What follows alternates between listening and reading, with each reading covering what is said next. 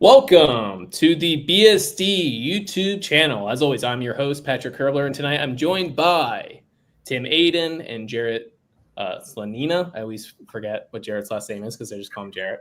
Jarrett, Tim, thank you guys for joining me tonight for what is going to be I think, a very fun episode. It's an action-packed episode. We're going to be talking about each game that Penn State's going to be playing. We're going to be talking about, the SEC, the Big 12, some of the conferences as well, our Heisman favorites, college football playoffs.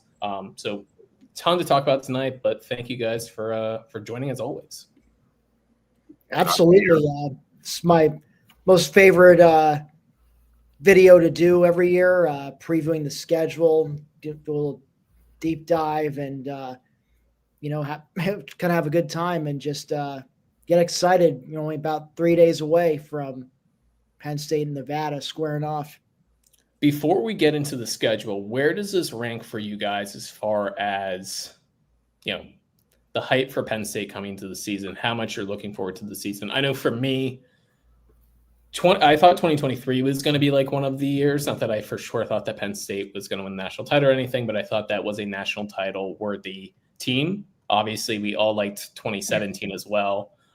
Where does this rank? I mean, 2008 didn't have a ton of hype necessarily going into it, so I don't know if that one necessarily counts, and same with 2005. So you two, being a little bit older than me, where does this rank as far as excitement goes? Because for me, it's really just 2017 and 2023. I can't think of any other seasons that Penn State had, this level of hype. We have to go back to the 90s, which is more your domain. So Jarrett, kind of where does this compare to from Penn State?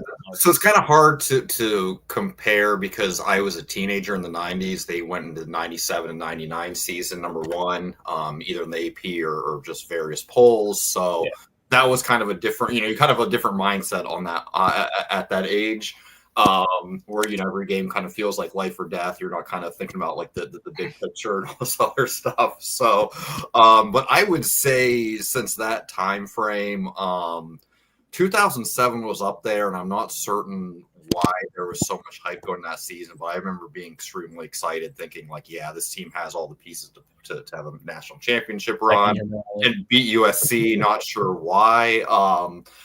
But yeah, realistically, I think this has to be like the most anticipation for a season and the most just thinking about the potential of the season, what they can accomplish. That this is probably number one looking back, at least since some of those teams in the 90s where they entered number one. How about you, Tim? Yeah, I keep going back to 1999. I can still remember 15-year-old Tim getting his weekly copy of Sports Illustrated in the mail, and LeVar Arrington is gracing the cover of their college football preview because they ranked Penn State number one. And, it's him and, of course, Courtney Brown, the two anchors of that defense. Then I say the difference between this year and 99 is the defense was driving a lot of the hype, whereas this time around it's the offense that's driving the hype train for a national championship. I mean this very genuinely, and maybe it does sound like a dumb question, but was there, like, the way that now, like college football, like if Penn State wins the Big Ten this year, like, okay, that's cool. Generally, fans aren't going to greatly care about that. Was there this difference back in like the 90s of just the way that college football was? I know certainly for, SEC teams and for Pac-12 teams, and it was much more regional. So like winning your conference, Penn State's a little bit different where, we only joined the Big Ten in 1993, don't necessarily have those ties the same way other programs do. So going into like 97 and 99, was it this like national championship or bust type outlook, or is it true that things kind of were a bit different back then? I know like 2005, 2008, like I was so pumped, like winning the Big Ten was, it was like winning a title back then. Yeah, I would say, kind of recovering from the dark years, the Big Ten championship was like a major thing to strive for. But I would say the 97, 99 seasons, the chatter and just the belief that Penn State, could definitely be the best team in the nation. So it did feel a bit like national championship or bust. I remember both those years when they lost their first game. And at the time, you lose a game very well. You're one game to whoever it may be and your season's over. So I just do remember being like absolutely crushed and not thinking like, well, maybe they'll win the Big Ten still, So I do feel, at least for those seasons. And I do just want to share a quick story. I believe it was the 97 year, but I remember cutting the AP top 25 out of the newspaper, jumping on my bike and going over to my friend's house to show him this. So just how much time and technology and coverage of the game has changed since then. I was going through, I was up at my mom's house over the weekend and going through all my old stuff. And I found newspapers from that my aunt, she lives in State College, Port Matilda area. So she would always get Center Daily Times, stuff like that. And I have newspapers from 2001, 2000, all this Joe Paterno stuff. So if anybody wants some old newspapers about Penn State football, I got you guys beat. I have 94 newspaper clippings from the season during that undefeated season.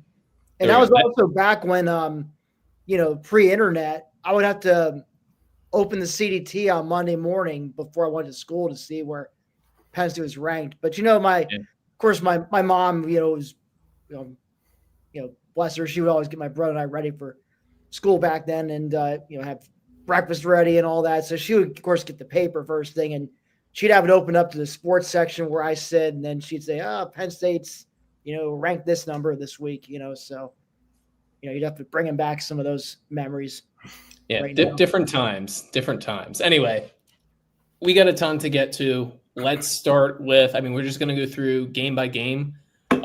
These opening 3 games, I think we'll go through a little bit quickly than the others. The non-conference for Penn State, Nevada, FIU, and Villanova, not exactly a murderer's row, but let's talk about Nevada. So they went 3-10 last year. They played 13 games, oddly enough.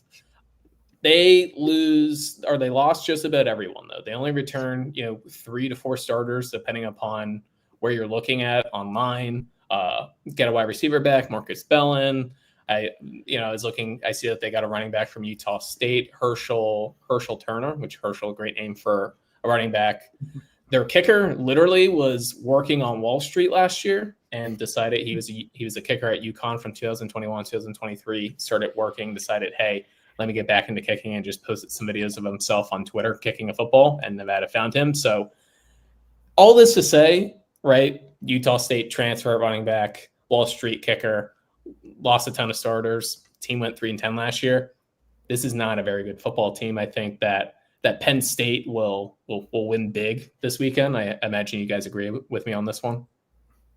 Yeah, I think Franklin mentioned they have 56 new players on the roster this year, if that number is correct, if my memory holds correct. And just, they're basically replacing their entire defense, their entire offensive line. And when your first game, your first live actions in Beaver Stadium against a team like Penn State with all this returning talent, it's not a great recipe for an upset. So, I'm not expecting Nevada to put up too much of a fight. I will say last year, despite the 3-10 record, they lost a lot of close games. So, they played tough. They did what they could. They just, had trouble pulling out some tight games. So I think their record isn't quite as bad as it looks, but yeah, considering just the talent level between both sides, Penn State obviously has the clear advantage on Saturday. Tim, the spread for this game is 44.5. Generally speaking, I think Penn State usually covers when it's that big of a spread. Do you think that Penn State covers this weekend? Yeah, I do. I gave my score prediction on this one, I guess, since we're covering it. So I have it 52-7 Penn State. I do think they end up covering the spread ultimately. It's funny. I was watching before we started. I was just watching a YouTube video on Landon Tangwall's channel, and he was dissecting their quarterback, Nevada's quarterback, Chubba Purdy, who is you might know Brock Purdy's younger brother, former Nebraska quarterback. Started a couple games, but he was showing some clips from his time at Nebraska and how, he has that athleticism. He has that ability to get away and scramble and can, burn you if you're not careful. But he also tends to panic a little. He might miss a wide open. I'd see a guy who's like wide open, and just because he gets happy feet and just takes off the moment he senses any kind of trouble, even if he has a clean pocket. So, I think there's a great chance for Jim Knowles' defense to get him panicked early on and force him into making some some costly mistakes, which could lead to turnovers. That's his other issue too. He has some bumbling problems, even now at Nevada. So if he tries to take off and run, I mean, there's definitely some opportunities for Penn State to maybe strip the ball from him as they're bringing him down. Jared, do you have a score prediction for this one? Do you have Penn State covering? I was actually very close to Tim, 52-10. So I guess I technically do not have them covering the spread. Although my logic was that Nevada gets a touchdown late in the game against the third, fourth stringers when Penn State clears the benches. So that's my thinking that's too. My thought. But so I guess technically I have them just missing covering the spread. Gotcha. I have 55-10, so we're all very much in the same realm. Penn State breaks 50. Nevada gets a score or two, especially I think late in the game. I do have Penn State covering though. Wouldn't put my own personal money on it, but I think that Penn State is going to. I think this is this is a team that. I've said this before. This is a team that's accomplished a lot, but also hasn't quite accomplished that one big thing, right? When you look at the side of the stadium and you look at 2005 and 2008 and the years that hang in the rafters, this team doesn't have that yet, right? There's nothing that Nick Singleton and Katron Allen are going to come back to in 10 or 20 years when you have the 94 team get recognized or the 2005 team get recognized. So I think that team wants to do that. And I think getting off to a good start and really honestly pummeling Nevada is going to be a big part to that. All right, we have FIU and Villanova. The fact that we even spent 5 minutes on Nevada, I'm actually pretty proud of ourselves. I don't think we'll have to do 5 minutes on FIU, Villanova. FIU, another team that has they have a change at head coach, so another team that I believe they just returned 3-4 starters as well. I do like their quarterback, Keon Jenkins. On the smaller side, I think he's 5'11", 6 foot lefty. I just generally like those type of guys. That's the type of quarterback that you're watching a Conference USA or a MAC team on a Tuesday. It's I'll watch this. This guy seems interesting. At Villanova, a good FCS program. There's no actual FCS rankings that I can find, which I find weird considering that their season starts as well. But I did find just one on, I don't want to say a random website, but a random website that had Villanova in they're ranked number 13. So either FIU or Villanova. Do either of those teams, do you guys have any major thoughts on either of those teams pulling an upset or making things interesting or maybe being the toughest test out of these three out of conference games? So I will say with regards to the Villanova game, if you remember 4 years ago when they last played them, they blew them out. The final score was 38-17, and it was 38-3 when Penn State pulled its starters in the fourth quarter. But there were some glaring red flags in that game with their inability to run the ball against Villanova, and that, ultimately proved prophetic going into Big Ten play when they struggled to run the ball against Big Ten teams, and everything relied on Sean Clifford and Jahan Dotson having to carry the offense. So what you hope to see at least is no such red flags emerge. They should be able to pound the rock on Villanova or throw it on them. I do hope we see Drew try to build chemistry with his receivers, more than you typically would because just how, they're all new to the team. For that game, I just want to see Penn State, just pummel them without any glaring red flags. Yeah, I remember that quite well, that Villanova game you referenced, Tim, and I do remember trying to convince myself that Villanova must just have this amazing run defense somehow. It turned out not to be. The issue was Penn State's run blocking more than anything, unfortunately, we learned that year. But yeah, I don't think there's really much of a chance of an upset or even a game like Bowling Green last year that really gave Penn State a scare. What I'm going to be looking for is what Tim had mentioned. Is Aller going to be building chemistry with those receivers? Are the three new transfers, are they breaking in? Are they finding chemistry early? And then some of the younger guys behind them, especially Tysier Denmark, seeing if he's going to contribute. And then outside of that, defensive line, I think that's going to be a big focus the first 3 weeks, because there's a lot of guys who Penn State will need to step up. They're not very experienced, but there's the potential's there. So I just kind of want to see how things shake out, who's going to be the rotational players, who's going to potentially start, especially if there's an injury or something along those lines, if someone has to miss time. So I'm just curious to see, among all these, a ton of highly recruited prospects that joined Penn State the last couple of years or so, who's going to step up and make the biggest impact this year. All right. So we all have Penn State 3-0 going into that bye week. I'll be honest with you. Maybe I'm just wrong with this. I almost wish that the bye week came after Oregon. Yes, it's always, I guess, nice to have that extra week off, or have taken that weekend off prior to going into the Oregon game. But the bad FIU Villanova, it's unless there's unless someone sprains an ankle against Villanova, I almost would rather there be a bye week after Oregon, just considering the potential of a letdown. I guess we can talk about this once we get to the meat of the schedule. So actually, let's just jump right into it rather than me talking about bye weeks and stuff like that. Oregon Ducks come to Penn State for a whiteout in prime time on NBC at 7:30. I mean, this is not the game, because we'll talk about Ohio State as well, which is right up there with a capital T, capital G, the game. But this is going to be a big one for Penn State.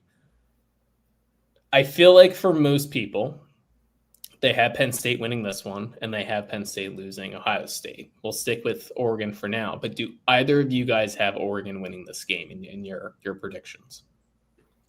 I do. I have Penn State winning this one, and I have them covering the spread, which at the time I was last looked at, it was 6.5 points for Penn State, which to me sounds about right. I'm picturing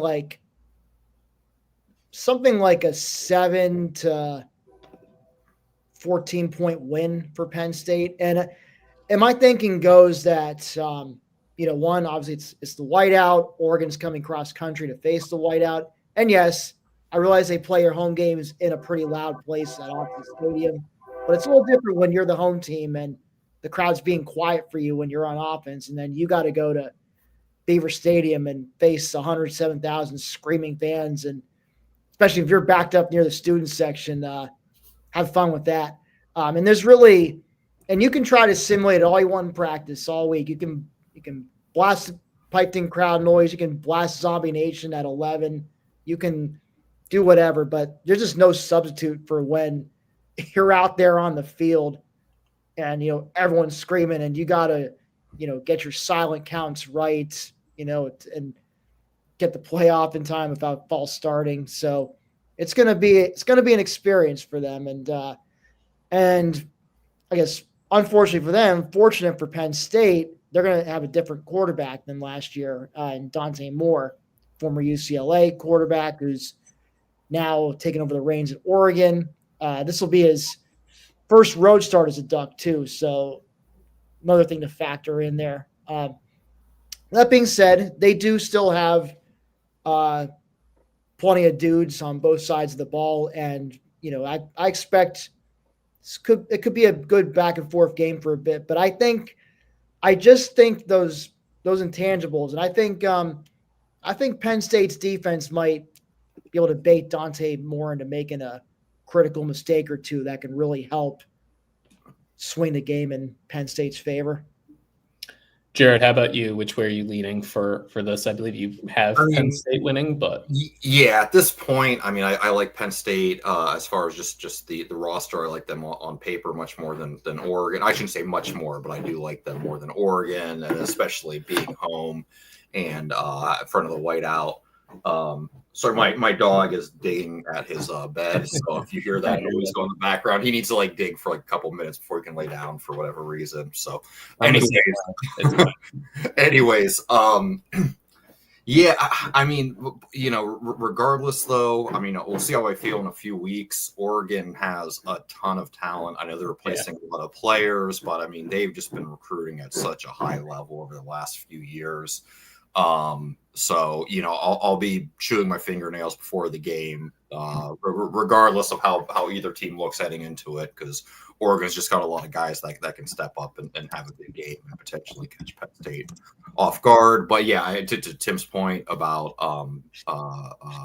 their quarterback's name escapes my mind right now. Dante Moore. Thank you, Dante Moore. About it, he's obviously very talented. I think he did the wise thing by sitting and waiting and learning, rather than just trying to jump somewhere where he could play immediately. So I think that's gonna really pay off for him this year. But yeah, his first true road start, a whiteout. There's definitely potential for him to get a little rattled, make some mistakes. So we'll go with that outcome, and hopefully defense can step up and make some big plays, and Penn State can get I wouldn't say a signature victory, but pretty darn close to it, considering the last time they beat a team of that caliber. Yeah, Oregon's super talented, and they still are talented. Jarrett, like you said, like the way that they've recruited, that Dan Lanning has kind of brought there. He's brought that SEC flair. Still, I don't know if they're at the point, and there's really not many schools at this point anymore, just with the way that talent has kind of been dispersed across college football. You don't have these, right? Like even 5 years ago, like you always had like a Georgia or Bama that was just, it didn't matter how many NFL draft picks they lost, they could just reload. We don't quite have that anymore.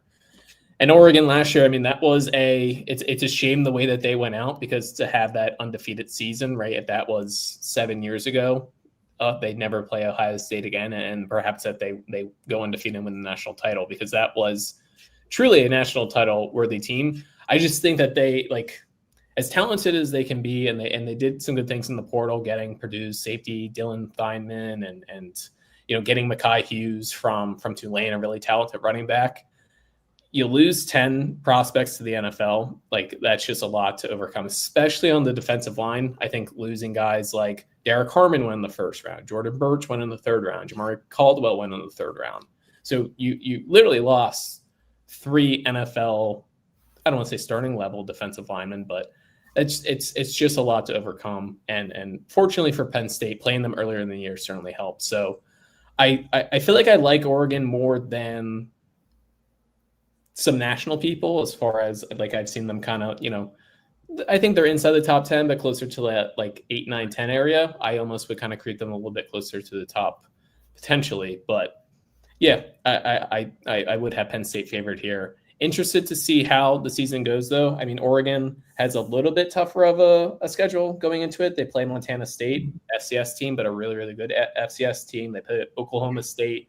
They do go to Northwestern, so they do play on the whatever it is, soccer field, the field hockey field that's right on the lake. So they had the Oregon State game the week before, so we'll be slightly more battle tested than Penn State. But yeah, I do have Penn State winning this one. And man, Penn State, I really, really don't want Penn State to be in a position where they lose this game to Oregon, and then you're looking at that Ohio State game coming up and being like, maybe it's not a must-win, but it's inching closer towards that. So hopefully that is not a reality, and Penn State can win this game and go 4-0, and then head to the Rose Bowl where they play UCLA.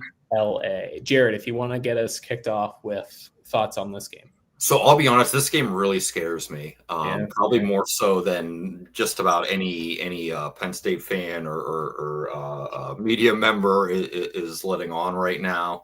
The reason that work concerns me so much is that, Penn State's either going to be coming off of an extreme emotional high or extreme emotional low. Either way, those games can be really hard to bounce back from. And the thing that concerns me is that on top of that, you have a cross-country trip, and then UCLA is a team that I was really impressed with them last year. I think they're only 5-7, but they played so tough. Did not quit. Yeah, I mean, I was at the Penn State UCLA game, and just seeing them in person, I mean, it was clear they weren't going to win that game. But I mean, they just really, really fought and just made things as difficult as possible for Penn State. So I mean, you're going to come in with a team that's very hungry, that's going to play like their hair on fire. We'll see what type of state Penn State is. They do a good job of kind of, keeping things business-like, where it's week to week, that want-to-know mentality where they don't get like too up or down. But still, I mean, you're going to have that human reaction where you're coming off of either a gigantic emotional win or loss. So I think there's just going to be some type of natural letdown at least. So yeah, just considering what's coming the week prior, the type of team how feisty UCLA is, how physical they play, even though they may not be the most talented team out there. I'm really concerned about that game. I am definitely not ruling out an upset, even though UCLA wasn't even a bowl team last year. Tim, similar thoughts on this game as far as, I think when you look at the schedule, it's one of those, right, like Jarrett said, like the letdown spot.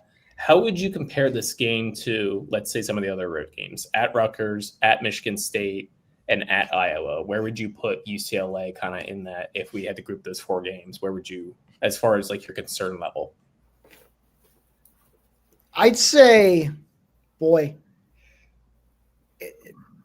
between that and Iowa for most concerning road game. I'm sure my answer could change depending on the day, but it's up there. Now, that being said, scares me is a strong word to use in my case.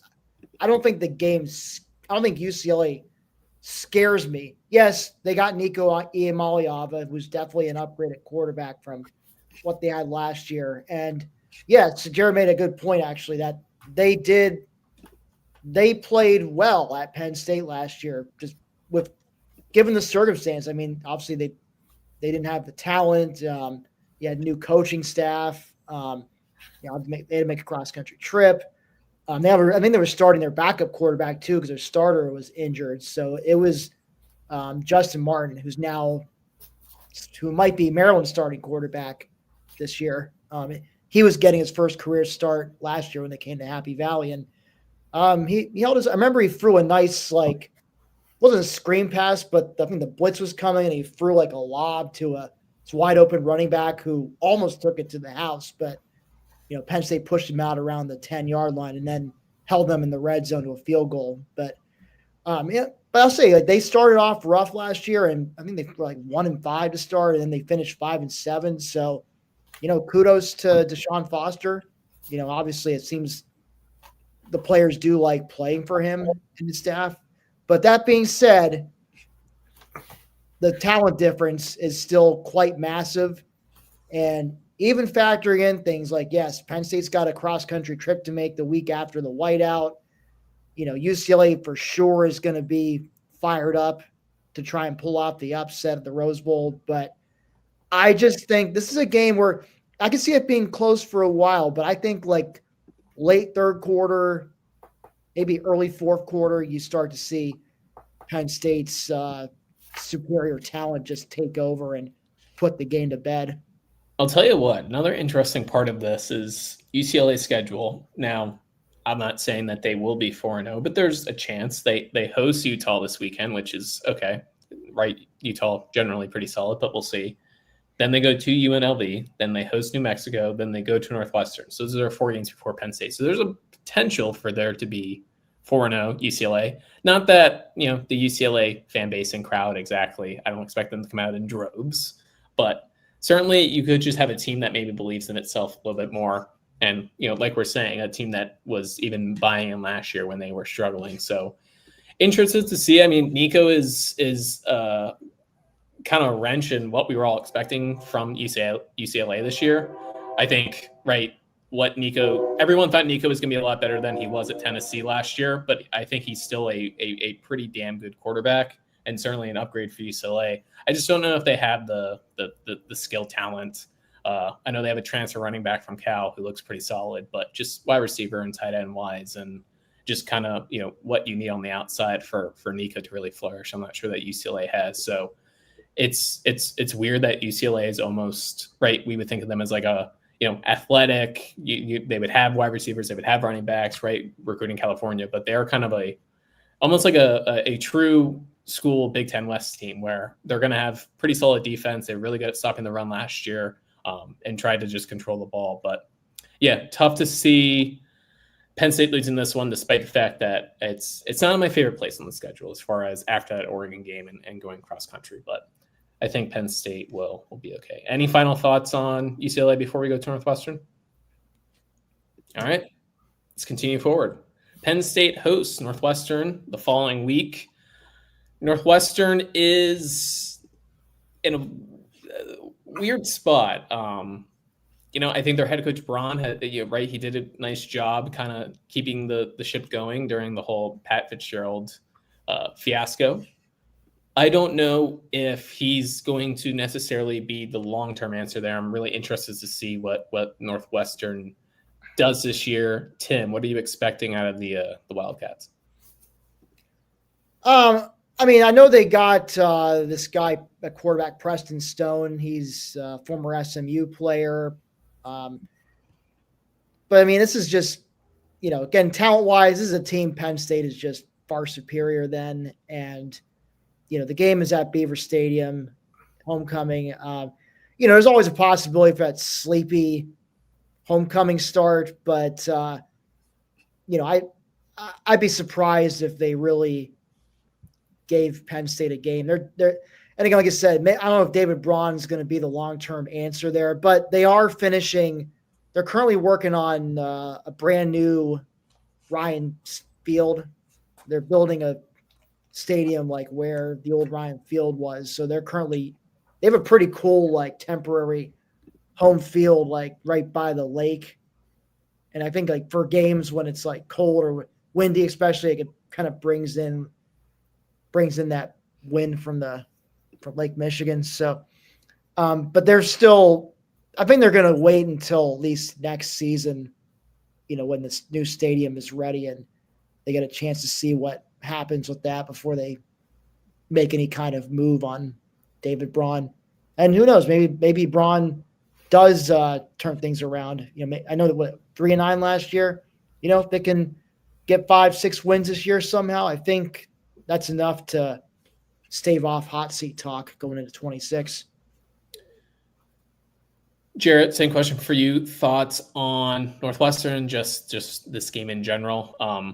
Jarrett or Tim had just mentioned, right, getting Preston Stone from SMU. It's one of those things for me. Like, I think Preston Stone's a pretty solid quarterback, but when he got benched at SMU, and when you leave, going from like Rhett Lashley as your kind of the head coach and de facto offensive coordinator there to then play for Northwestern and whatever the hell they're trying to do offensively, I just don't know if that's quite the fit that maybe Northwestern should be looking for. Yeah, Northwestern's best years always have these like really kind of like sneaky good quarterbacks who are just very efficient, kind of just have a good feel for the game, know how to find the open guy at the right time, that type of thing. Moves really well in the pocket. So we'll see if he fits that mold. I'm not sure. Definitely, a talented guy. Considering what talent level Northwestern's typically working with. So he could have a nice impact for them.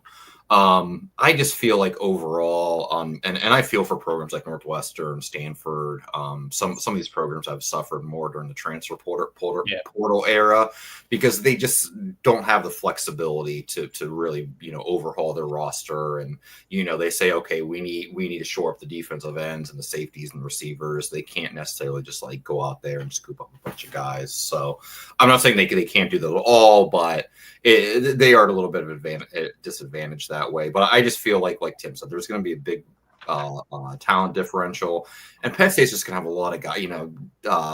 Deny Dennis Sutton, Zane Durant, like Nicholas Singleton. Just there's going to be so many guys that can just win their individual matchups and make plays. So I think, Northwestern's probably going to give a solid effort like they always do, but I think Penn State's going to be able to put together enough big plays to win fairly comfortably. Yeah, I certainly don't think Northwestern's like a walkover or a team that's going to be like a complete disaster. Like, they open the season this week and they go to Tulane, and I see Tulane's a favorite, and I kind of like the idea of like Northwestern money line there. Like, I think Preston Stone is a capable quarterback. Transfer portal wise, they actually got a transfer from South Dakota State wide receiver Griffin Wild, who I actually went at Penn State to recruit for a period of time. Really, dominate the FCS levels. See what he does in the Big Ten. I like their defensive ends. Ento Saka, it has the potential to be, a first, second round pick, a guy that Penn State really, really wanted, but he, education was important to him. So he ends up at Northwestern. So Northwestern, not, completely void of talent, but yeah, just doesn't seem like they're going to be a team that walks in the Beaver Stadium and wins. So we are all in agreement. Penn State wins that one. Let's go to one quick note before we move on. I just want to say I really disagree with announcing a kickoff time of noon, 3:30, or 4. Just don't announce the time until you know it if that's going to be. I guess if it was 3:30 or 4, sure. But yeah, if you're just giving like almost the entire day as potential kickoff times, just wait to announce it. I can't recall the last time Penn State had a 4:00 kickoff. I feel like one of like the Michigan State games in like 27. Yeah, I want to say. I feel like they had a I want to say an 4:00 Iowa game on Fox, maybe. I could be wrong, but I Yeah. thought there was a game of the last couple of years that was a 4 p.m. Fox kickoff. I may be getting Penn State mixed up just with Big Ten in general. I feel like Fox at one point tried to do like the 4:00 kick, which I actually think was like a pretty good idea. Like I said, well, the big noon Saturday game takes like Yeah. almost 4.5 hours to complete with all the commercials. They kind of have to. You got to make that money. You got to make that money, Jarrett. We actually have to make that money too. So before we go on to talk about Kinnick, please subscribe to the YouTube channel. We are at 219 subscribers when this video started. So I see that we have 7 people currently watching. If you're currently watching this, you're not subscribed. Subscribe, or I'm going to have Tim Aiden come and kick your rear end. So watch out, because I will send Tim and I'll send Jared on you.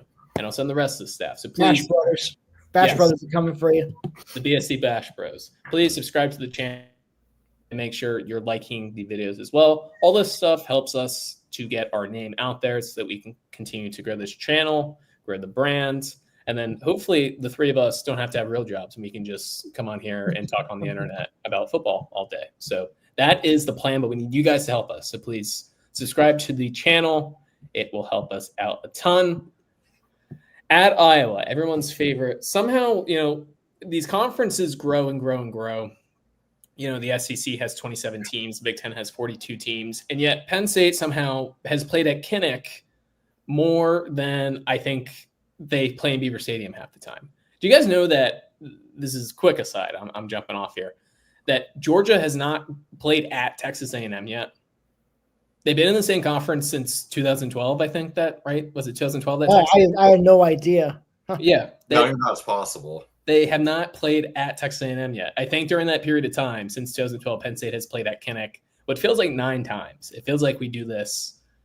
Which is hilarious, because when you consider how much Kirby loves to whine and complain about the schedule and everybody having it for poor old Georgia. That's actually pretty hilarious factoid you mentioned. Anyway, so Penn State, like always, goes to Iowa. Big thing with Iowa this offseason was getting rid of Brian Ferentz, bringing in a quarterback, South Dakota State quarterback, Mark Gronowski. I always want to say Gronkowski, so I have to look at his name when I pronounce it. Mark Gronowski, not comparing him to Tim Tebow, but like the idea of Tim Tebow, right? 6'3", 230, muscular guy, uses his body as like a battery ram type thing. Was able to do that at the FCS level for, a lot of success. We'll see what happens, in the Big Ten, but that's kind of the big news with Iowa. I think generally speaking, everywhere else, this is basically what you think of what you think of when you think of an Iowa team. Solid defense, decent offensive line. Don't really have that many playmakers or wide receiver, but you now do have this added dynamic of a potentially fun quarterback. Yeah, I'm interested to see what kind of dimension he adds to the offense, because I think we're going to have a very similar Iowa team. Very solid defense, very good back seven. A lot of future NFL players on that side of the ball. Yeah. Offense, I know their offensive line has struggled. I wouldn't say struggled, but they haven't been quite the levels they've been in recent years under Ferentz. So I do think they'll improve on that side in that regard. And yeah, I'm just curious what the passing game is going to look like, because it's been pretty ugly, beyond ugly, really, the last few years. I remember last time they visited Beaver Stadium and they got 2 first downs until Penn State pulled their starters, and they finished with a grand total of 4 first downs that game. One of the craziest box scores I've ever seen, just kind of looking at the comparison between the two and just how what a great job did Penn State did of shutting down their offense. But regardless, yeah, I do, we've seen some quarterbacks take that leap when they move up a level. He's very well experienced, won a couple of national championships at the FCS level. So yeah, I'm curious to see, considering if they can keep their offense their defense playing at a high level, have a strong running game, and just kind of see what he can do if we can see a little bit of a different Iowa team than we've seen lately. But regardless, they could roll out 11 guys from the local high school JV team, and I'd still be scared of this game just because I hate playing games at Kinnick because just weird things always happen. It's just like the football gods are all there and just kind of doing everything they can to help them pull off an upset when they're playing a big team, especially at night. So I do not enough believe kickoff time. This is the one game I'm hoping for a big noon Saturday kickoff. I do believe that it is trending to be a big noon kick. Obviously, you can see on the screen here, TV, TBA, but I think it's trending to be a big noon kick. So even with a noon kick, though, Tim, what is this Kinnick magic? Does it still reside there? How worried should we be? Do we think Penn State can pull this one out? Well, look, anytime you go into Kinnick, whether it's day or night, I mean, night it's even crazier, but it still can.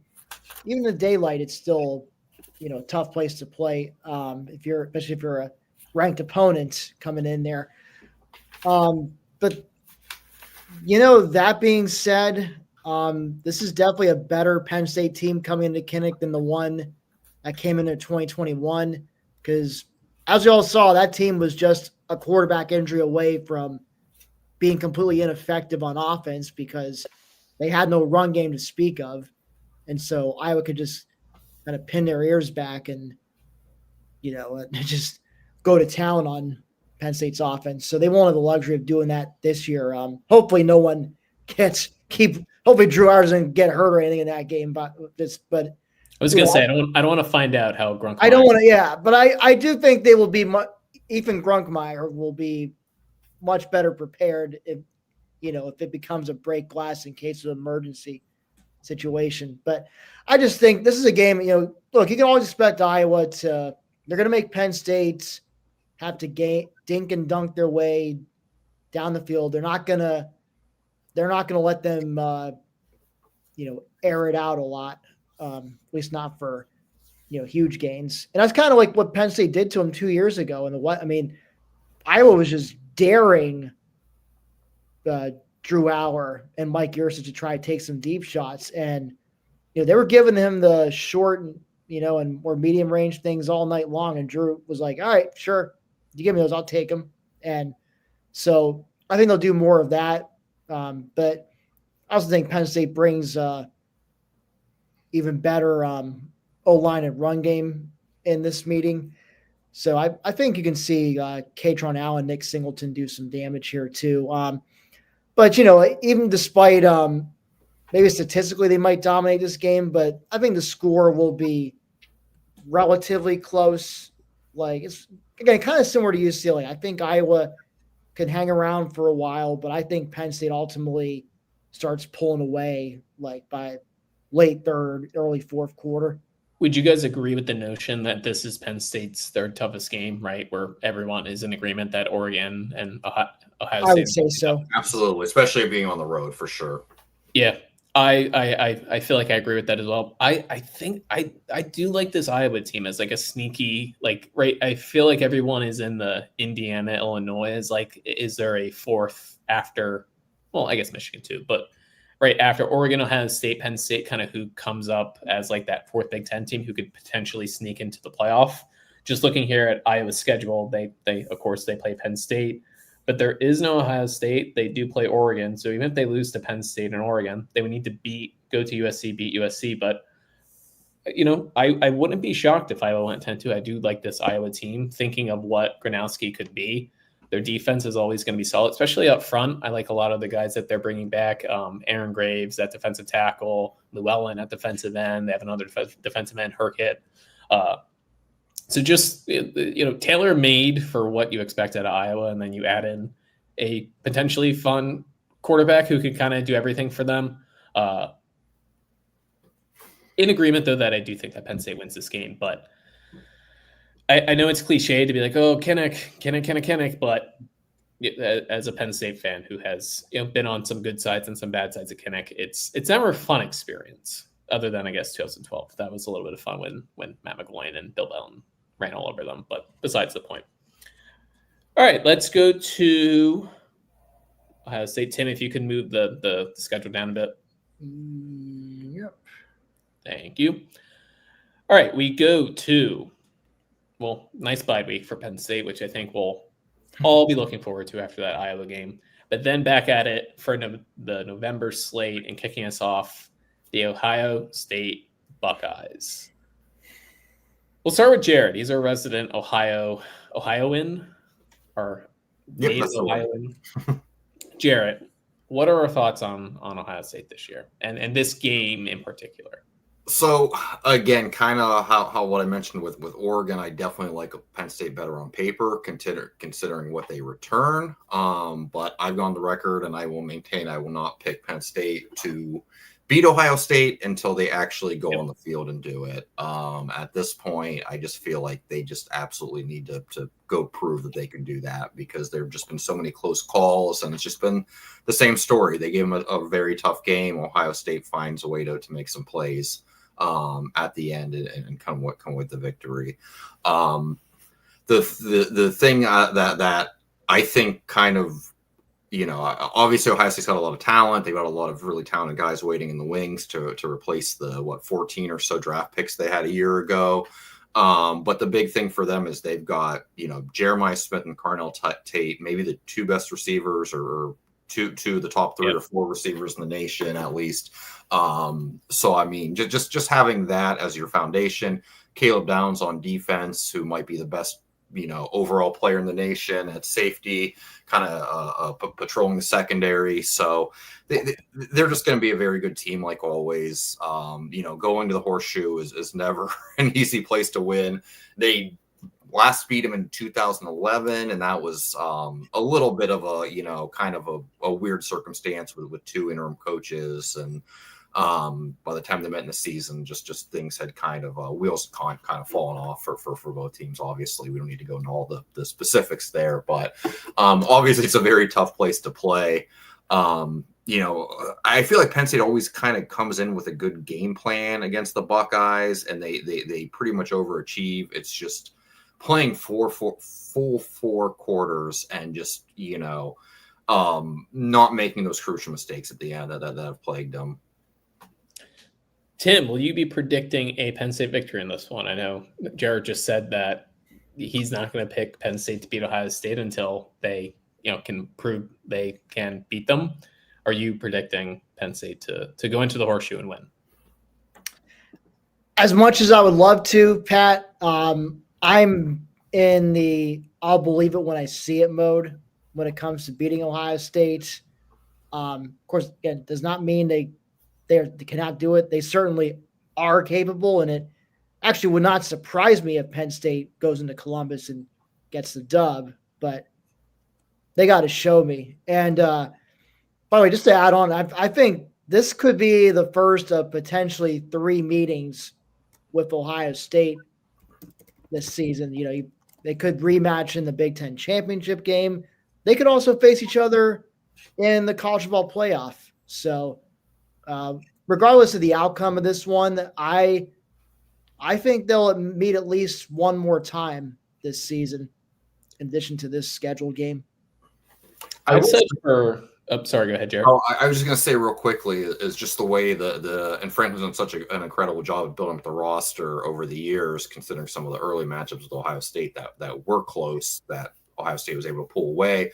I felt because they had just much, much better playmakers than Penn State had at the time, where now that's pretty much evened out. So, that's one thing to be optimistic about is when we mentioned, these guys stepping up in big moments, making big plays for the Buckeyes over the years. Penn State's got plenty of those guys that can do the same. So let's just, keep our fingers crossed and hope, we're going to see Singleton and, Durant getting a strip sack and just things like that to kind of that when we look back at that game, perhaps that's those were the keys to an Nittany Lion victory. That these one or two plays here that someone just stepped up and made that big play when they really needed to. I just want to see another Curtis Drake Wildcat moment. Maybe Luke Reynolds under center just runs it for a touchdown or something. I've been saying for a lot of this offseason that if has this is such a transition year for Ohio State, but yet I feel like they're still a top 4 team, and there's a lot of reasons to think that. Right, Julian saying probably going to be a good quarterback. Generally speaking, right, 5-star quarterbacks go to Ohio State tend to work out for them, especially when they're throwing the guys like Jeremiah Smith and Cornell Tate. You get Purdue transfer tight end Max Clare there. I think he's going to be a big part of that offense too. Love the back seven of Ohio State's defense. Guys like Sonny Styles and Caleb Downs. I know Sonny Styles is a linebacker, but Sonny Styles and Caleb Downs at safety and Igbinosa back at corner. The more I look at this Ohio State team, and let me be clear, I'm on Jarrett's wavelength of I'm not going to predict Penn State to go into the horseshoe and beat Ohio State when we've lost 8 games in a row there, or have lost 8 games in a row to them and haven't won in the horseshoe since 2011, which there's a lot going on in that game, as Jarrett said, for both programs. But the more I look at this Ohio State team, the 2 biggest question marks are the offensive line and the defensive line. That's a really, really bad spot to be in.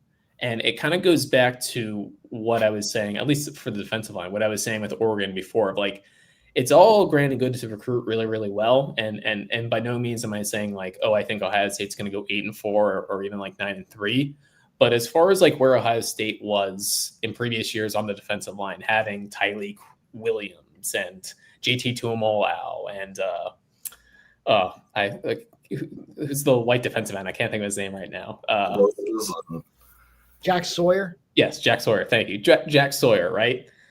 It's such a step down from those guys who are, tried and true NFL players to some of the guys that they had this year. Kenyatta Jackson, Caden Curry. I have no doubts they're going to be pretty good defensive ends. I just don't know if they have any game records on the defensive line that they've had in past years, which is a big adjustment and big change for your defense, especially when you no longer have Jim Knowles. You no longer have the defensive coordinator that's been there for so many years, and you're going to Matt Patricia, which, yes, I understand Matt Patricia, accomplished NFL defensive coordinator 10 years ago. And by the way, take a look at Bill Belichick assistants and see how they have fared. It's not great, even at the college level. So that's one thing defensively. And when you look at the offensive line, and I'm going to read this from 11 Warriors, great Ohio State site. I think they're the standard for college football blogging. They said this about the offensive line: the biggest changes from our last depth chart projection 3 weeks ago come at offensive tackle. They confirmed last week that, I believe his name is pronounced Saberfeld, who started preseason camp at right tackle, will be Ohio State's starting left tackle after switching sides in the second week of camp. Daniels, who is a transfer from Minnesota, who started camp as the second team right tackle, now looks likely to start at the position after making the surge over the last few weeks. When you're switching your left and right tackles and your backup right tackle is now going to be at left tackle and your right tackle is going right, all these different things are changing. That doesn't give me a ton of confidence if I'm an Ohio State fan. So don't love that there's question marks on the offensive line, specifically at the tackle positions. They took a transfer from Rice who was supposed to be that left tackle, and it clearly hasn't worked out if they're making switches during preseason camp. And if you have those question marks on the defensive line of, okay, this is a B defensive line, it's a B plus defensive line, but do we have any game records? At this point, I don't think so. So I'm a little bit more down on Ohio State. I'm certainly going to continue to predict them to beat Penn State because there's some sort of mental block when it comes to Penn State when they play Ohio State, and hopefully they can get over that hump. But I think trying to step back and look at this without Penn State bias or having a disregard for Ohio State, I just think that this is going to be an actual true step back season that Ohio State fans maybe haven't had in a while. So interested to see how it goes. Even taking the Penn State aspect aside, this Texas game is going to be really, really interesting. Really, Yeah, we'll learn a lot in week one about the Buckeyes for sure. I will say, though, last year Ohio State was shuffling their offensive line a bit before the Penn State game due to injuries, and and it they didn't still matter. had It that. didn't They matter. still had that drive where they just pushed around a very good defense Yeah. and ran the clock out after that terrible goal line stand for the Nittany Lions. And you're probably right about the defensive ends. That's a great point because I feel like in some of those games, Ohio State just had one defensive end, elite defensive end that Penn State just had no answer for and couldn't block, and that ended up being the difference in a close game. You're probably right as far as they may not have an elite guy right now, but Yeah. they also still have Larry Johnson Sr., who has a knack for creating these elite defensive ends. So we'll see what he has in the works because there may be some 3-star guy we're not even considering who's going to, end up finishing like third in the Heisman race this year for all we know. Absolutely. So we all are predicting a loss for Penn State here, though. Mm-hmm. Okay. We then returned back to Beaver Stadium for Indiana. I just went on a long diatribe about Ohio State. I still need to catch my breath, so I'm going to kick it to you, Tim. Thoughts on the Hoosiers coming off very clearly their best football season of all time? Well, no doubt. I mean, I Googled Kirk Cignetti. That guy does win. And he showed it last year. I guess their best record ever. I don't think they ever won 11-1 in a season before. So, that was pretty notable. Now, granted, people will point out the schedule ended up being rather weak, and they did avoid a lot of the better teams, the better half of the Big Ten, including Penn State. They will not be as fortunate this time. Let's pull up their schedule real quick because I know it's gotten tougher this year. Because so I got it up here. They got road trips, including besides Penn State, they have road trips to Iowa and Oregon, which those will be mighty difficult for them. And then, they play host to Illinois in week 3 of week 4 of the season. And Illinois is a team that's also expected to do big things in the conference this year. So, there's 4 potential losses right there. So I think I have a hard time seeing them replicating that 11-1 season from a year ago, but this could still be a solid 8-9 win team, which, again, for Indiana to put together back-to-back winning seasons, one going 11-1 and putting together maybe a 9-3 type year to follow that up. I mean, that's when's that ever happened for the Hoosiers? So, Cincinnati's got a great thing going there. And I know Curtis Rourke has gone at quarterback, but they brought in another transfer from Cal, Fernando Mendoza, who's pretty good dual threat QB. They also got Roman Hemby from the portal, former Maryland running back, who he can be a fast, shifty guy. I know Penn State held him in check last year when they played Maryland, so we'll see if they're as similarly successful this time around. He may have a little more success. I think he's got a better O-line to run behind than he did at Maryland, and maybe Indiana will utilize him a little better, perhaps. And then Elijah Surratt, their top receiver from last year, he's back. So they got some guys on offense, and defensively they'll be stout too. But I just think this is a game where, it's at Beaver Stadium, and yes, it is coming off after week after Ohio State. But I just think, Penn State is one of those teams that's going to be a little too much for Indiana to ultimately handle. This is a game I think, Indiana plays them tough, but Penn State just is able to throw a few more haymakers at them, and they ultimately win this, I think, by 2 or 3 scores. I do like this Indiana team, and I feel like there's an argument that this Indiana team might be better than last year's. But Tim, like you said, the schedule is just it's a different level than it was last year. I kind of think this team goes 8-4, something like that. But they have talent. I mean, Fernando Mendoza, if you put him on like Miami or like a different team, I almost wonder just kind of where he would be in the NFL draft type and the Heisman hierarchy, just because he's a super talented guy. You mentioned, right, they have Elijah Surratt back. They have dudes at all level of the defense. I just don't know depth-wise if it's there. And when you're Indiana and you play the game of the transfer portal, like you really need to hit. And I just think each year that we go through the transfer portal, weirdly, despite the fact that it seems like there's always, right, so many guys in there, it's not as many top-end guys as it used to.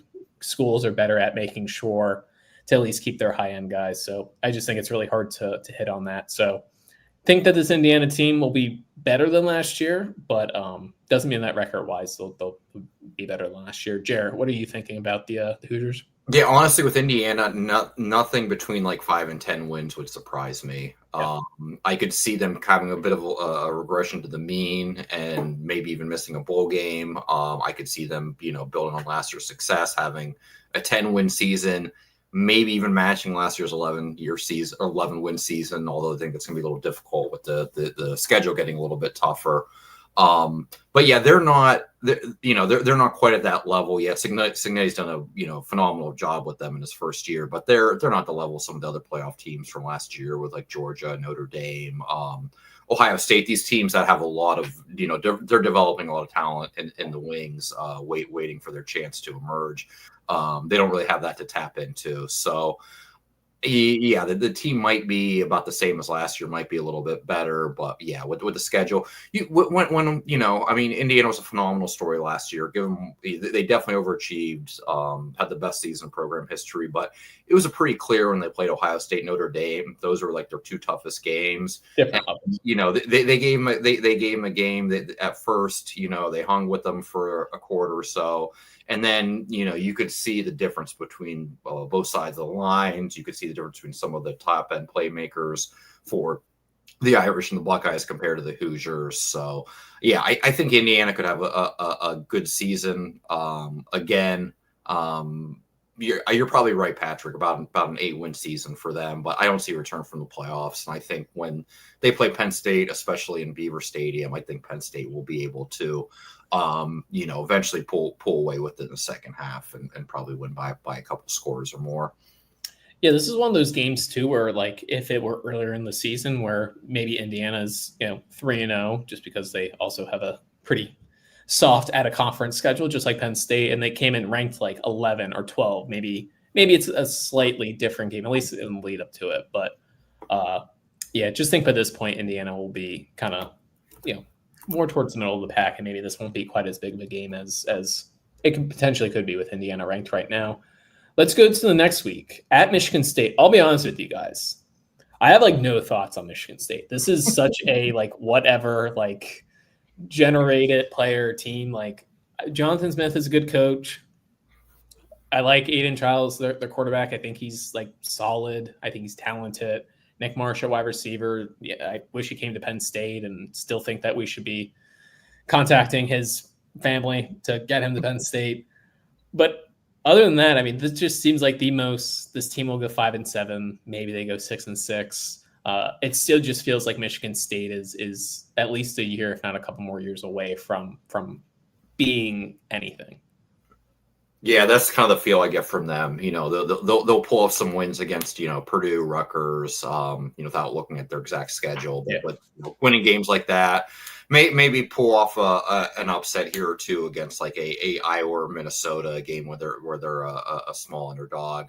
But yeah, I don't really see them taking that much of a leap yet. Jonathan Smith did a great job at Oregon State, and I'm sure he's building something there. But they're pretty far cry from when they were in the Mark D'Antonio era, when they were Big Ten contenders and giving Penn State fits, and even pulling off a couple somewhat shocking victories over Penn State not too long ago. So I think the Land Grant Trophy will remain in Happy Valley. I don't think it's going to be quite the 49-0 drubbing we had a few years ago, where Michigan State probably kind of packed it in for the season, and Penn State had really found the rhythm and was rolling. But I think they're going to be able to go into East Lansing and win, by a fairly large margin. Michigan State will probably put in a scrappy performance and, play well at home and keep it close for a bit. But I'm pretty certain Penn State will be pulling away by halftime or shortly after. I did want to mention Aiden Childs. I do really like him. If he can cut out the turnovers, he could be special. Yeah. If not, he's really going to struggle against the Penn State defense if he's still turnover prone, and that could really make things lopsided in a hurry if he's not careful with the ball against this defense. But the potential is there for him to really be a difference maker and take a huge leap this season for sure. This is a game where maybe Drew Aller and the receivers and tight ends can just absolutely cook. Because what I've read in preseason previews about Michigan State, the secondary is a big question mark for them. So, and it's been like that for a few years, which is funny to think about. They had, what was it called? The no-fly? The no-fly zone, yeah. Whatever happened to the no-fly zone? I'm not certain they were setting NCAA records, but it certainly seemed like that, where they were just giving up nothing to the air. It was almost like improbable at the level that they were playing at the time. But yeah, you're right. The last few years, the secondary's been a bit of a mess for the Spartans for sure. The only thing I'll say is if this is like a bad weather game, then maybe it's closer for longer than it should be. But Penn State's got a pretty good run game too, thankfully. So it does seem like Penn State, Michigan State, anytime they go to Michigan State, it's always rainy or cloudy or 8 hours of thunderstorms. 2021, it was snowing. Yeah. Mm-hmm. So, no, that's a good point, Tim. So hopefully get a clean game. Let's jump forward to Nebraska. The senior day, the last, well, hopefully not last game in Beaver Stadium, but still senior day nonetheless. Man, Nebraska is an interesting one. I've seen some national pundits. I know Josh Pate has Nebraska in his playoff. I don't get it. I don't know what I'm missing here with Nebraska. And this was like the same thing with Scott Frost back in the day when they went like 4-8, but they won like 3 of their last 4 games. Everyone was like, Nebraska. It's like, can we see them like win a little bit? Sorry, go ahead, Jarrett. I was going to say my theory on that, not to jump in, but Tim and I were talking about some of these teams in the 90s. Throughout the 90s, early 2000s, Nebraska was just a team that they were a machine. They almost never lost. If they were even a close game, like in the second half, it was like must-see TV. You went to go check them out and see. Exactly. And speaking of Scott Frost, do you remember what? I remember watching that live, like when they're against Missouri, the last play of the regulation, like Frost throws it to the end zone and gets deflected. One of the players kicks it up, and then another Nebraska player dives for it. Mm-hmm. Yeah, on the flukiest. Missouri was about to upset them, and the kicker was on the Judgment Day, if you recall, when absolutely pounded. Penn got destroyed by Michigan, and the team with Charles Woodson that went on to win the national title. Penn State started out number 1 that year. So just total gut punch. But that was your 90s minute brought to you by Tim Aiden. Yes. But Nebraska was just such a powerhouse and just such like an unstoppable force that I think it's just been like programmed. Jarrett, when you say Nebraska was an unstoppable force, is that like 90s slogan that I'm not familiar with for like on a ton of steroids, or am I just not? No, I wasn't implying that, but perhaps. I mean, allegedly, they had a lot of great linemen who were just creating wide open lanes for the option attack.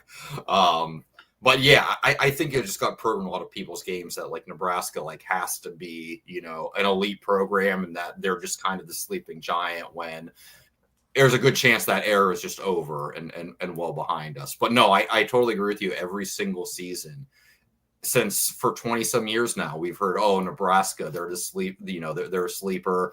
They can get right back and become a contender again. And it's just never happened. So I really think it's almost like a generational thing where you think, okay, Nebraska has it in them and eventually they'll get back to where they were. Or you think, why does everybody constantly, build up Nebraska, then the season starts and they're just a very average team.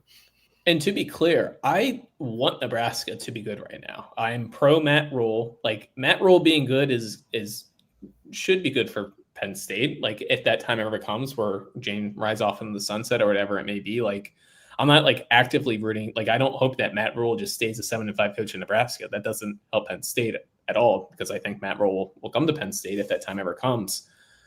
So I want Nebraska to be good. That would be good for Penn State.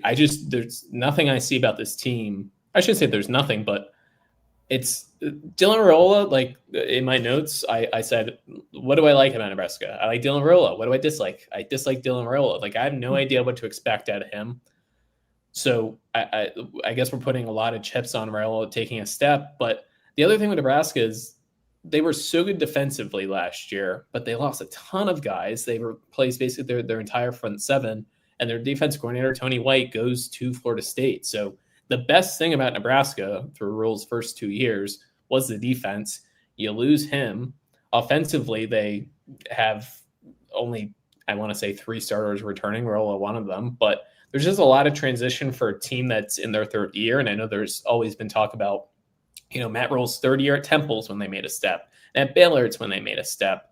I just don't know if this is what was the recipe there of having his guys, right? Buying in. That's necessarily the case in this day and age of college football, and certainly for this Nebraska program. So I don't get it. Tim, am I missing something when it comes to Nebraska? Maybe you like them more than I do. You can talk some sense into me.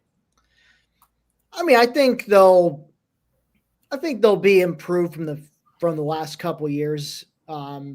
But somewhere in the end, I think this is like an 8-9 win team. They do have an easy schedule. I will say that. They got a very doable schedule. I think that'll allow Matt Rule to pad the win total, and maybe help with the narrative of, 3rd year, under Matt Rule, they're going to take another big leap forward. But yeah, I don't think they're going to take the same big leap forward that they took in his 3rd years at Baylor and Temple. And like you said, for, back when he was at those schools, NIL was not a thing. Yeah. And the transfer portal was like just beginning to become a thing when he was the tail end at Baylor. So, so it's just obviously none of those things existed during his time at Temple. So it's it's a different game than what it was. They'll be improved, but I think Dylan Raiola will be better. But again, who do you trust more? You trust Dylan Raiola on the road against this Penn State defense, or do you trust Jim Knowles in this situation? I'm going with the latter. I don't want to do this and we haven't done this for every team, but I do want to read out the schedule and just go through, do we think this is a win-loss for Nebraska? Just because schedule is tasty. If right, you're Josh Payton, that's probably where he's coming from. Cincinnati, probably a win. Akron, win. Houston Christian, win. They host Michigan. That's the swing game, right? Let's even just say they lose that. But that's probably one that, like, they win that game, it opens up a lot of opportunity. But let's even that starts the hype machine for Nebraska if they win that game. Let's even just say loss. That's 3-1. They host Michigan State. Let's say 4-1. They go to Maryland. Let's say 5-1. They go to Minnesota. I think that's a loss. Yeah, Minnesota is tough at home. So that's 2 losses, and then they host Northwestern, they host USC. USC is another wild card we're not going to talk about them too much on here just because they're not on Penn State's schedule, but another team that they could win 5 games, they could win 10 games, nothing would shock me. Then they go to UCLA, then they go to Penn State, then they host Iowa. It just seems like a 8-4 type team. Maybe they go into that Penn State game with 1 loss or 2 losses and they're ranked like 22nd or something like that. But I don't know. I just think predicting playoff. Yeah. I get it. Like, right, teams are going to rise up, but the thing about Nebraska that it kind of confuses me. This goes back to like the last three head coaches or so, but they've been terrible in one possession games.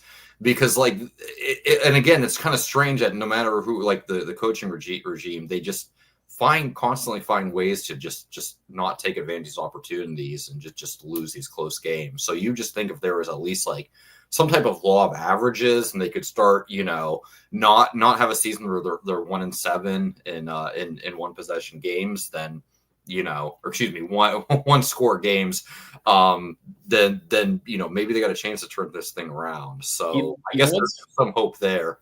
You know what's funny is I feel like back in the 2000s, it was like Michigan State was the one who had that stank on them, and like the Sparty, they would just lose in like the dumbest ways with like John L. Smith. When Nebraska joined, it's like they took that from Michigan State. Michigan State then went on their run, and now it's been Nebraska. Because that's like my idea with like them going to Minnesota. It's like there's nothing that Nebraska has done in the last 15 years that makes me think they're going to go to Minnesota in the middle of October or whenever it is. It is. Yeah, you don't have that confidence that they can just go out there and get the job done. Yeah, October 18th. There's that just reads to me as that's a kickoff on ESPN2, and I look at my phone and when it's in the fourth quarter and Minnesota's up by like 12. Like that's just how it goes. I will say about this year's Nebraska team, I think the offense is much more talented than the defense, so I could see them being involved in quite a few shootouts this year. So at the very least, whether they're 8-4, 10-2, 4-8. It'll be a fun ride to get there. All wins for Penn State versus Nebraska, yes? Yes. All right, last regular season game, Penn State goes to Rutgers, ending the season at Rutgers, a different flyer than we have usually seen. Penn State usually ends with, Michigan State and Maryland, it feels like in recent years. But anyway, at Rutgers, Tim, we'll start with you. Thoughts on the Scarlet Knights as Greg Schiano has done a damn good job of at least making Rutgers not pathetic like they were under Chris Ash. Yeah, I mean he's done a good job of making Rutgers like a decent. I guess I don't think say middle of the road, but they're a team that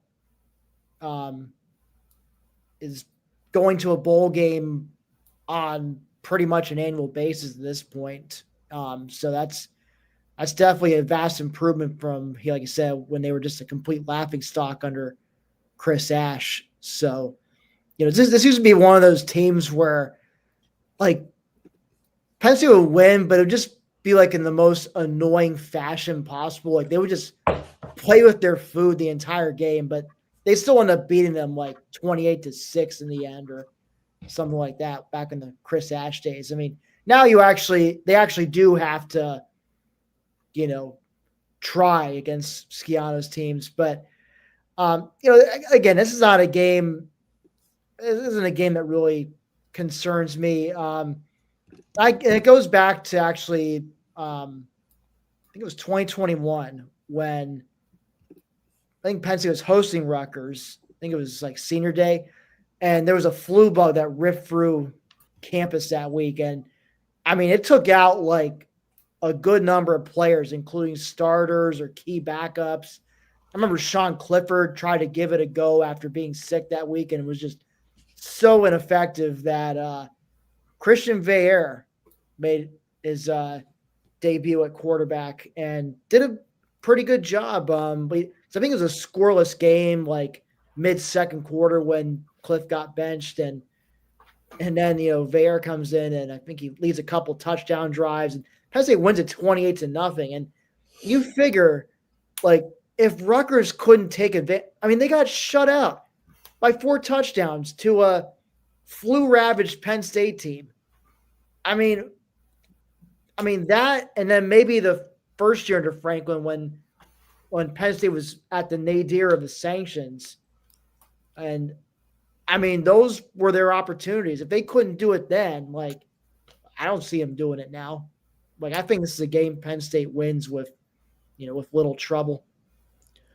Jared, assuming that you are in agreement that this is a Penn State. Yeah, I got this as a win. Yeah, I give Schiano a ton of credit, but I mean, when you got a program with almost no, history, tradition, and just some pretty big recruiting disadvantages at their location and everything. How are you gonna compete in the Big Ten? Put together a team that's going to compete with the big boys in the Big Ten. So I just don't see Penn State having much trouble. Hopefully they have something major on the line for the last game of the regular season. they're trying to clinch a trip to Indianapolis, or who knows, maybe even a 12-0 season. So hopefully they've got a lot on the line there, and they're going to come out completely focused and just take care of business, because I think they shouldn't have too much of an issue with Rutgers. Even if Rutgers comes out, brings their A game, comes out incredibly motivated, I think worst case scenario, for Penn State, Rutgers is going to give them a game for a quarter, maybe quarter and a half at most, and Penn State should be able to run away with it. I like this Rutgers team. I like them more than I think most. I don't know what their over-under set at. I believe it's 5.5. I would take the over on that. I like Rutgers making a bowl game. I think, quarterback, Kelly Ackmanis, solid. He's fine. He's okay. Like, for Rutgers, that is an A++. Their wide receivers, Ian Strong and KJ Duff, two guys that they had entered the portal in the winter or the spring. Penn State would have offered. Penn State would have probably hosted them on official visits. They're, I don't want to say capital D dudes, but good wide receivers. So this Rutgers team, not void of talent, even defensive end. I like what they did in the portal, getting Bradley Weaver, defensive end from Ohio. Wish Penn State had him right now.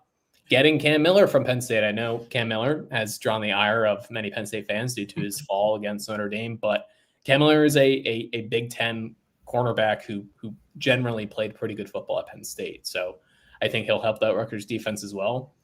I think it's a solid team, but yeah, there's no actual reason to think that Penn State would get upset here, considering what they'll likely be playing for. And not to mention that the week before this, Rutgers does go to Ohio State. So it's not like Rutgers has a bye week or they're playing, Purdue or something like that. Rutgers will be coming off the Ohio State game in Columbus, which is, not the easiest of things. So have this as a win as well. So we'll have Penn State 11-1, correct? Yes.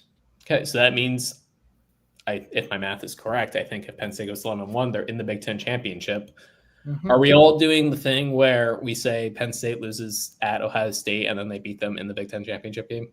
I'm going to do that. Yeah. Actually, hold on. That completely goes against what I've been saying about Penn State needing to beat them before I pick them. So I could definitely see a scenario where that happens. But yeah, I'm going to stick with my guns and say I'll wait till Penn State can actually go out there and prove me wrong before I pick them to beat Ohio State. Well, maybe they get I don't know, if they get Oregon or something instead. That's always a possibility. Or Illinois. Yeah. I do want to give a shout out to Ty Hillenbrand of the Solid Verbal, because he's the first person I heard that did Penn State will lose in the shoe, but then they beat them in the Big Ten championship game. He's the first mainstream person I heard say that. I've heard that several times in the 17,000 season previews I've watched or listened to. I feel like Ty was saying it pretty high on Penn State this year. I think he has him as his national champion. He does, which let's talk about that as well. It's tough in this climate to predict national champions, specifically when you're looking at them on like a team by team level, right? Like, we're hyper focused here on Penn State. Where do we think Penn State ends up as far as, we have them going 11-1, beating Ohio State, so 12-1, so they're likely going to be a 1 or 2 seed, not knowing what their playoff path is. Okay, I guess I'll answer this. I'll ask 2 questions. One, do either of you have Penn State winning the national title? I do. I mean, it's something I had to, I think I've waffled on my national champion pick. I think I was thinking Texas at one point. There might have been another point I was thinking maybe Clemson or even Ohio State again, repeating.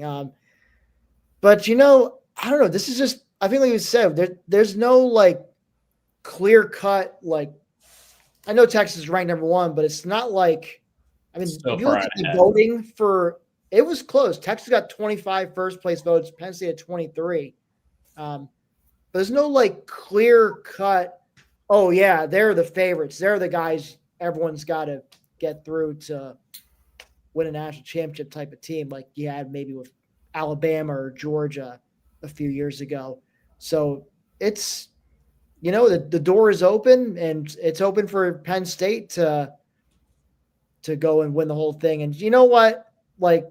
all the hype they're getting, screw it. Let's just let's go to town with this thing. Let's have some fun.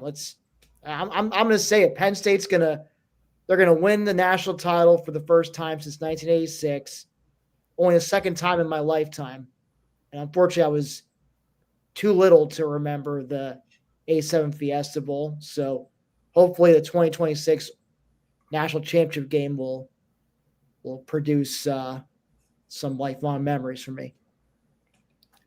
Jarrett, your actual final prediction, because for BSC we just did regular season, which I understand, but also we were kind of cowards, if I'm being completely honest with you guys. Yeah, so I can definitely make an argument when you think about the makeup of the team, the returning talent, especially when you think about the offensive line with Singleton now and running behind them, as well as what should be a much improved passing game. And again, what should be one of the best defenses in the nation with, 4, maybe even 5 potential All-Americans just on the defensive side of the ball. So, yeah, I absolutely think there's a path. There's a strong argument to be made. I think I'm just not quite there yet to say that they can go into the playoffs and take down a, Notre Dame, Georgia, Ohio State, Alabama, Oregon, any combination of those 3, maybe four games, and just take all those teams down consecutively. So I'm not there yet, but after the Oregon game, if they come out looking strong and just show that they can go out and beat one of the top teams in the nation, even if it is at home during a whiteout, then I think I'll be a little bit more comfortable going out and saying, yeah, I think Penn State can win it all. So right now I'm saying, and this is my biggest fear concerning all the hype, because I could still see them having an outstanding season, but losing in the semifinals and kind of having the same result as last year. So I feel like that's where I am right now, but I can definitely, I think that's just part of my some of the trauma from seeing these close losses over the years. But I think I can definitely get there by the end of the month, where I'm saying, yeah, I think Penn State's going to win the national title, but I'm just not there yet. Yeah, I've settled in on I'm not predicting Penn State to win the national title, and it's really 2 main points. One, way too many people. I like it, but way too many people are picking Penn State, and not that I disagree with the idea of picking Penn State to win it, because really what it is people know the most about Penn State, right? Like if you pick Penn State, I can't remember who said it. I think it might have been maybe it's Joel Klatt. I don't know. But somebody said, right, if you pick Penn State to go over and wins or whatever it is, like they're probably not gonna make you look dumb. They're gonna be the teams they're supposed to beat. And right, if they beat an Oregon, if they can upend Ohio State in the Big Ten Championship, like it's a generally pretty safe pick. Like people always make this joke about like Penn State's overrated, James Franklin. That's like Penn State's the most rated team the last 3 years. Like we beat the teams we're supposed to beat and we lose to the teams that we're not supposed to. Like we give you exactly what you want. But I think people are just a little bit too heavy on, I know Tim mentioned, right? Like there's not necessarily like this juggernaut this year. There's not like the Georgias and the Bamas of old. Like, yes, we like Texas, but they have their flaws. And I just think that so many people are going with Penn State, despite the fact that Penn State is not Georgia 2021 or Bama 2022, or I might be having those years mixed up, but you get the idea. So I do have Penn State, right, winning the Big Ten, going 12-1. I think that they get the 2 seed. I like the idea of, I like Texas. I think Georgia could potentially sneak up.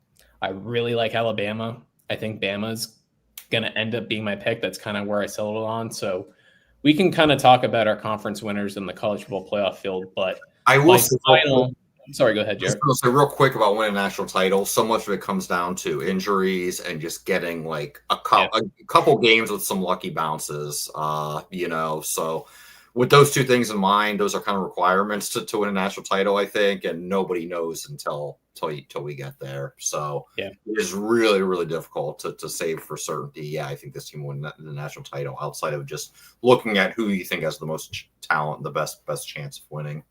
Yeah, it's just tough for me to, right, as you mentioned, Jarrett, like Penn State losing those big games and then expecting them to, we're going to beat Ohio State in the Big Ten Championship, and then we're going to beat a team like Florida or LSU in, the quarterfinal and then beating a Clemson and then beating a Texas, like winning all those games, it's as much as it's possible. I just don't. It's not something that I can predict. Trying to take off my blue and white glasses and my Penn State bias aside. Who do we have as conference winners, fellas? I'll rattle mine off. Big 12, which, man, talk about like just a really, really fun conference. Like you could, so many different teams. I mean, this Kansas State Iowa State game on Saturday just kind of showed what the Big 12 is going to be, which is going to be crazy. I have TCU over Arizona State. Once again, kind of going back to like what I was saying with Penn State, like everyone picking Penn State. I feel like a lot of people are just going with Arizona State when flip a coin and flip it 6 different times, and you never know what you're going to get. Like that is the Big 12. So I have TCU over Arizona State, which is very funny that Texas Tech, they just feel like they're going to go like 9-3 and be disappointed by Joey McGuire. ACC, I have Clemson over Duke.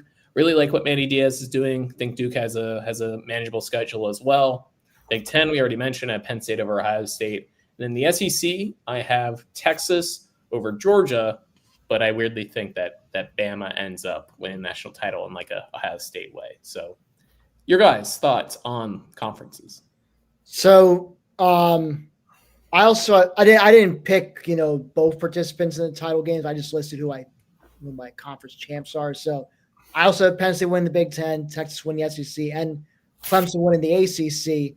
But I have Kansas State as my Big 12 champs. I really don't know who to pick in the Big 12, honestly. And yes, I know Kansas State just lost in Dublin to Iowa State, and I feel like maybe a lot of people are just forgetting about them, writing them off in the Big 12 already. But I think they got plenty of time to bounce back and get back and be right in the hunt to win the conference. So I wouldn't sleep on the Cats. Jarrett, your conference winners? All right, I have probably my biggest, my boldest pick, I would say, is I have Kansas winning the Big 12. Not Kansas State, but the Kansas State Hawks. Spicy, Jared. I like that because they just had some bad breaks last year. I thought they were a much better team than the record indicated. So I think kind of law of averages, they bounced back a little bit. Leipold's a phenomenal coach. They got Daniels back at quarterback. If he's healthy, he's a really dangerous playmaker.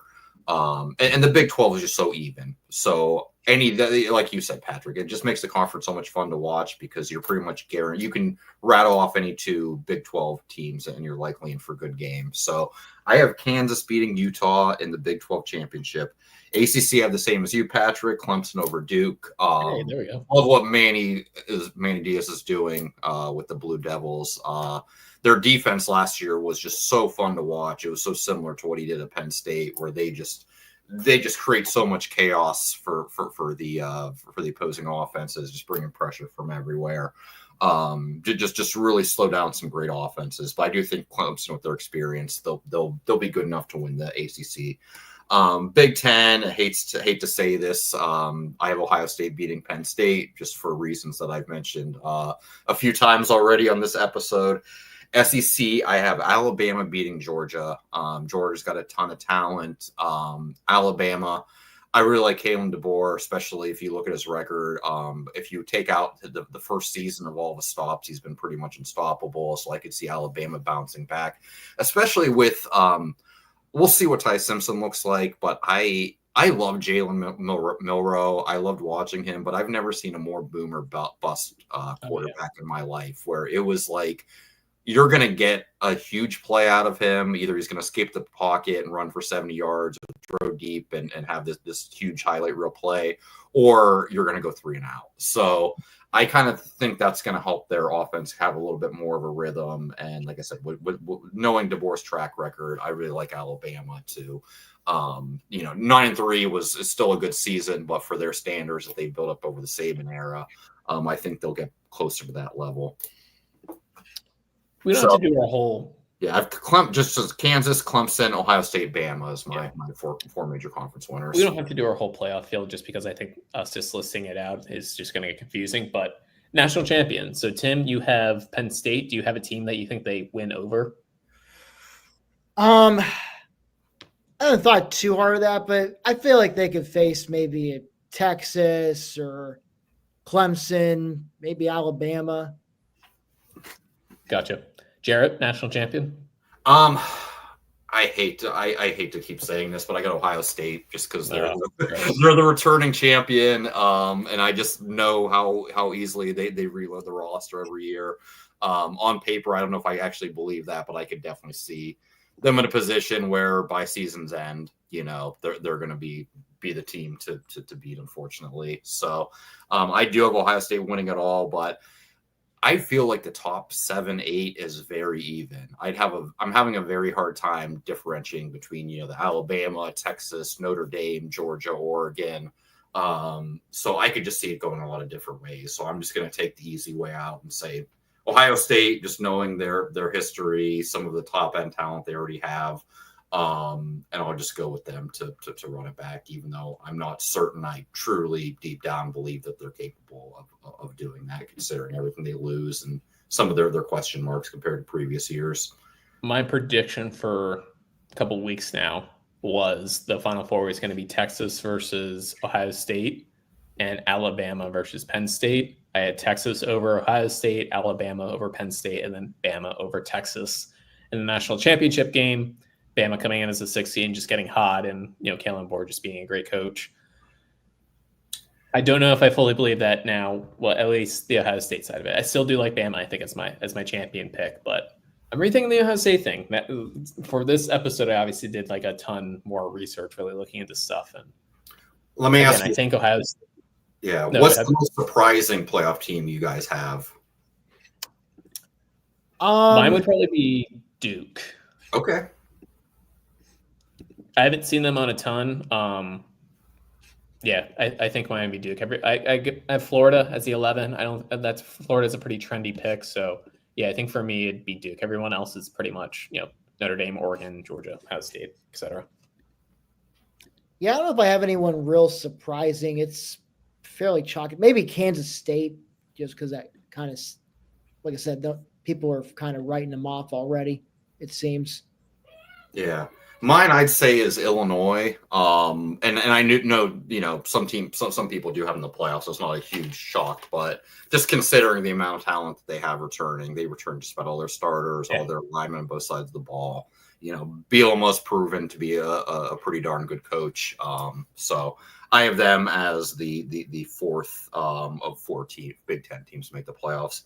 And I did briefly have South Carolina in the playoffs on my list. Then I realized I forgot Notre Dame because they're not in a conference, and I was going conference by conference and filling it out. So they got the boot because I do think Notre Dame are.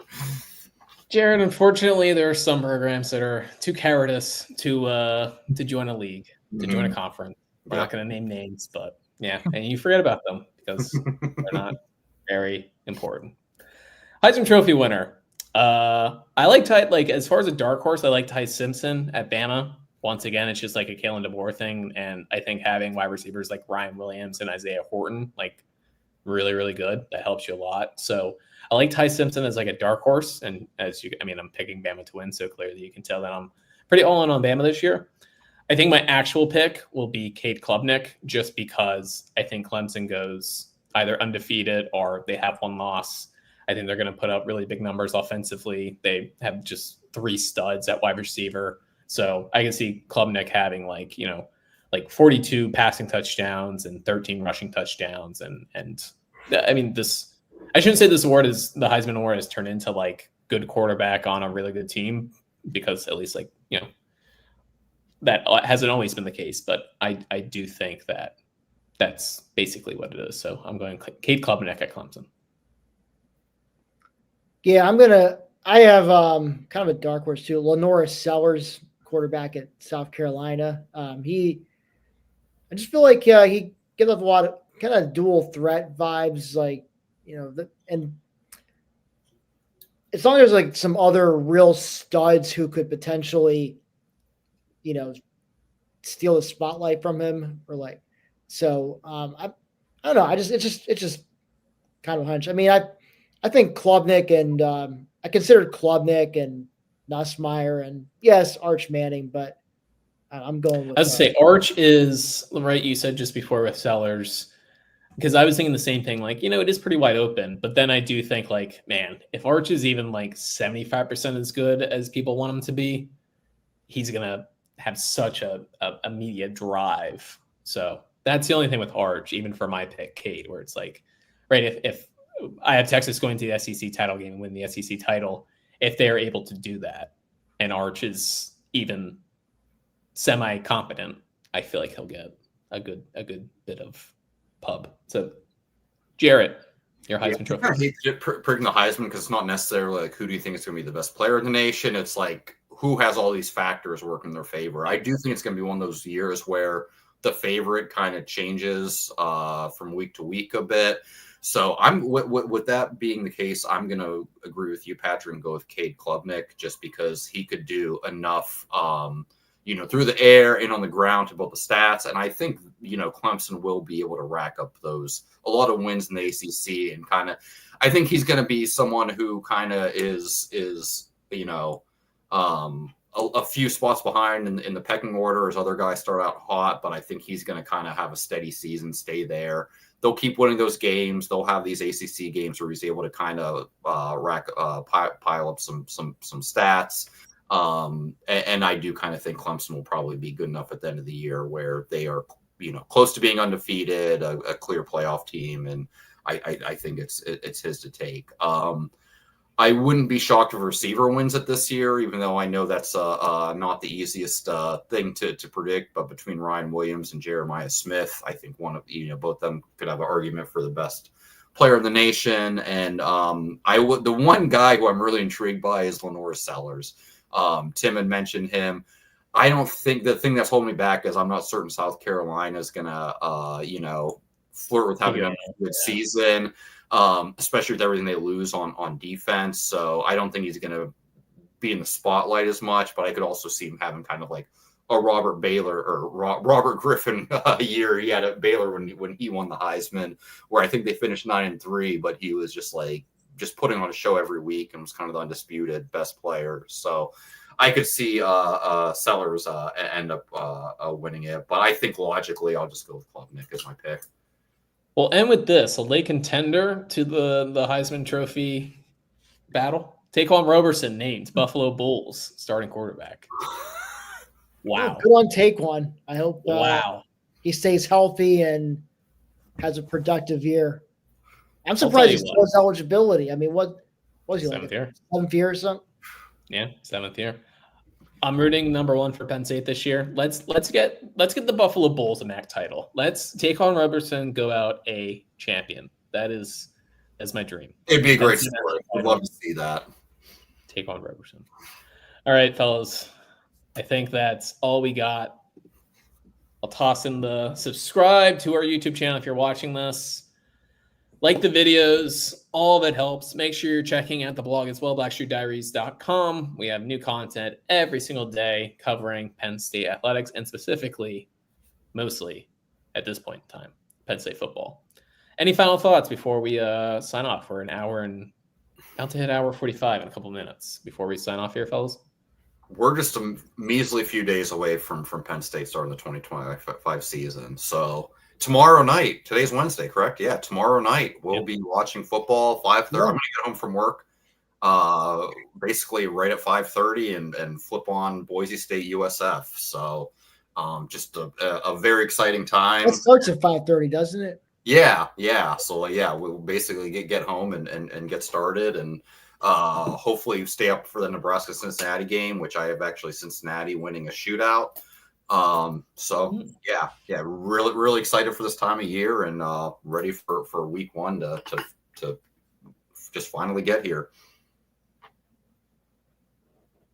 Yeah, just echo Jared. I mean, just all offseason long, just been this constant build of hype and with good reason. And I'm just ready, to see what these guys are truly made of. We've read glowing reviews in practice, ball camp out, some of these guys. And, now we'll see how they do against teams other than themselves. So. Yeah, it's it's almost weird in a way of it finally actually being here, like the hype of this season, the excitement of this season.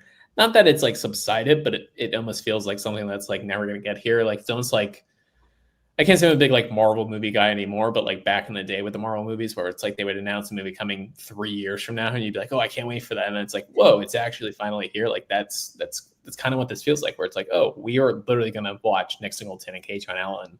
Yeah, there's so many things I've like gone through mentally, like just thought about with this team and how they're gonna look, just to like actually like see them go out and knowing we're a couple of days away from Zane Durant blowing a play or Katron Allen, just running over some guys. So yeah, just incredibly excited to know that it's actually here and we're actually gonna have some answers and see what this team actually looks like on the field. I just can't wait for yes, college football, right? We had a little bit last weekend. Thursday we'll get some, Friday we'll get some, but man, that first Saturday, like I'm usually a guy who sleeps in on the weekends, right? I'll sleep in until like 9 a.m. or so. Fortunately, I don't have kids yet, so I can still do that. But I'll probably wake up at like 7 a.m. on Saturday, get a coffee, go for a run, have a big breakfast, maybe crack open an adult beverage right as Texas, Ohio State's kicking off, watch that game, watch Penn State, stay up all night, see LSU Clemson. I can't wait. College football it's the best, man. It is. UCLA and Utah kick off at 11 p.m. Saturday night. So just prepare for a very long day is all I'm saying, because I will do everything in my power to just absorb as much as I can and watch till the final seconds tick off. All right, that's all we got. We will be back on Saturday after the game. So if I don't think maybe you guys are new. I shouldn't say that most people here know the drill, but if you are new or if you have been around and you forget, after each game, 5-10 minutes, just give us some time to just figure stuff out with the blog. But we will be live immediately following every game. So around 7 o'clock or so, we'll come on to recap Penn State and Nevada, and we'll do that for every single game moving forward. And we'll continue with this Wednesday night 8 p.m. schedule. I think works for all of us to preview the game as well. So season's here. Off season is over. We are in full season mode. Make sure you stay with us. Please subscribe to the channel. Make sure you like this video, and we will catch you guys on Saturday.